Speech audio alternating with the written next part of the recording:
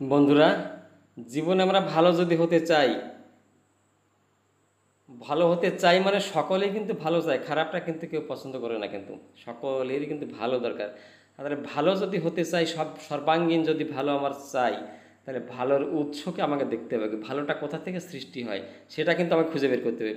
ভালো হচ্ছে মঙ্গল, মঙ্গল মানে সেই ঈশ্বর, সেই ঈশ্বরের সাথে সম্পৃক্তি রাখতে হবে সবসময়ের জন্য, তার সাথে যোগসূত্র স্থাপন রাখতে হবে সবসময়। সে যেটা বলে দেয় সেটা করতে হবে আমাকে, তার অনাথা উল্টো হয়ে যাবে। তাই সবসময়ের জন্য তার কথা চিন্তা, তার নাম ধান সবসময় করতে হবে, সৎ পথে চলতে হবে, তাহলে কিন্তু সবসময় ভালোর ভিতরে আমি থাকতে পারবো, আমি কিন্তু খারাপ ভিতরে যাব না। তাই তিনি তো বললেন, ভগবান শ্রীকৃষ্ণ গীতার ভিতরে বলে, নাস্তির বুদ্ধি যুক্তস্য ন চা যুক্ত ভাবনা ন চা ভাবায় সন্তোষ শান্তি সন্তোষ কুতোষ কম। যে আমাকে ভালোবাসে, যে আমাকে চেনে, আমি তার মাথায় ভালো বুদ্ধি যোগান দিই। আর যে আমাকে চেনে না, আমাকে ভালোবাসে না, তার সে বিপদে পড়লে আমার কষ্ট হয়, কিন্তু কিছু করার আমার থাকে না। কেন? তার সাথে আমার যোগসূত্র স্থাপন নাই, তাই আমি তাকে কিছু করতে পারি, তাকে উদ্ধার করতে পারি না। তাই সবসময়ের জন্য ভালো বুদ্ধি যোগান তিনি দেবেন, তিনি কিন্তু সবসময় পরিপালন করছেন আমাদের প্রতিটা মুহূর্তে, কিন্তু তিনি আমাকে তীক্ষ্ণ দৃষ্টিতে দেখছেন। তাই তার সাথে যে যোগসূত্র যদি আমার ঠিক থাকে, আমার মাথায় ভালো বুদ্ধি তিনি সবসময় যোগিয়ে দেবেন।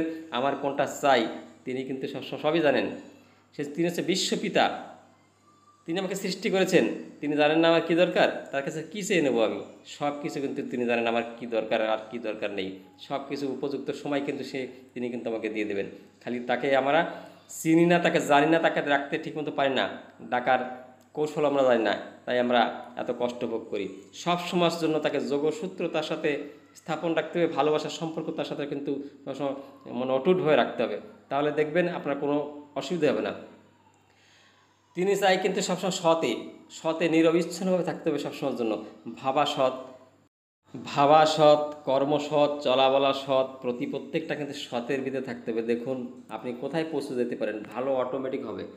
এক জায়গা বললেন শ্রী শ্রী ঠাকুর অনুকূলচন্দ্র, সত্য অনুসরণের ভিতরে মানুষের আকাঙ্ক্ষিত মঙ্গল তার অভ্যস্ত সংস্কারের অন্তরালে থাকে। মানে কি, আমার যে অভ্যস্ত সংস্কার, আমি যেভাবে চলি, সেটা আমার ভিতরে মজ্জাগত হয়ে গেছে আমার চলাটা, সেই সংস্কারের ভিতরে কিন্তু আমার যেটা মঙ্গল কিন্তু অন্তর্নিহিতভাবে থাকে। আমার চলাটা উল্টো হয়, তাই সেই মঙ্গলটা কিন্তু বিকশিত হতে পারে না। বুঝতে পেরেছেন? তাই সেই চলাটাকে আমাকে প্রথম ঠিক করতে হবে। আমার চলা কেমন হবে, আমার বলা কেমন হবে, আমার সামাজিক কাজকর্ম কেমন হবে, আমি যে পেশায় থাকি না কেন, আমি ডাক্তার হতে পারি, উকিল হতে পারি, চাকরি করতে পারি, চাষি হতে পারি, মানে ব্যবসা করতে পারি, আমি যে পেশায় থাকি না কেন, সব পেশার জন্য কিন্তু একই কথা, যোগসূত্র স্থাপন না থাকলে পরে তার ভালো কোনো সময় হতে পারে না। সাময়িকভাবে দেখা যাইতে পারে সে ব্যবসা বাণিজ্য কিছুটা করছে, চাকরি করছে, ভালো আছে, এক লহমায় কিন্তু শেষ হয়ে যেতে পারে সব। কিন্তু তা আদর্শ কেন্দ্রিক নয়।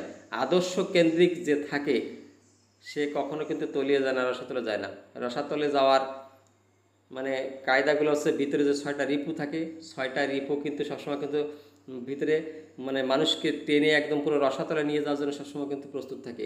তাই সবসময় সাবধান থাকবে যে সৎ পথে থাকে, আর তার সাথে যে যুক্ত থাকে, নামধানের সবসময় রত থাকে, সে কিন্তু তার পদস্খলন অনেকটা কমই হয়। আর পদস্খলন হলেও পরে আবার শুধরে যায়। তাই সেই জন্য নামের সাথে সবসময় যুক্ত থাকলে পরে কি হয়, মানুষের যে ভিতরে যে শয়তান শত্রুগুলো থাকে সেগুলো কিন্তু সবসময় বিনষ্ট হয়ে যায়, ধীরে ধীরে একদিন দেব মানুষে কনভার্ট হতে পারে। মানুষ কিন্তু আর কোনো সময় ভুল করে না।